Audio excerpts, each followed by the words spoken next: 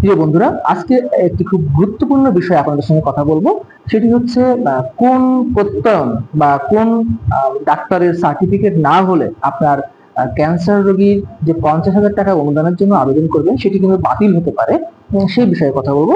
আপনারা এখানে দেখতে পাচ্ছেন যে আমাদের আবেদন ফর্ম, এটি আমাদের স্বাস্থ্য অধিদপ্তরের ওয়েবসাইটে পাবেন।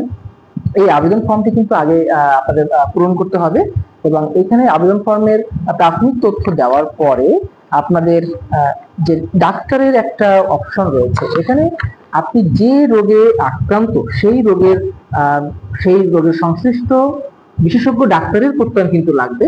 অর্থাৎ আপনার যদি ক্যান্সার পেশেন্ট কেউ যদি আবেদন করতে চায় তাহলে কিন্তু অবশ্যই তার ক্যান্সার বিশেষজ্ঞ বা অনকোলজিস্ট বা রেডিওলজিস্ট অথবা অন্যান্য ধরন অনুযায়ী অন্যান্য বিশেষজ্ঞ ডাক্তার, যেমন ত্বকের ক্যান্সারের জন্য বার্ন ও প্লাস্টিক সার্জারি ডক্টর কিন্তু লাগবে।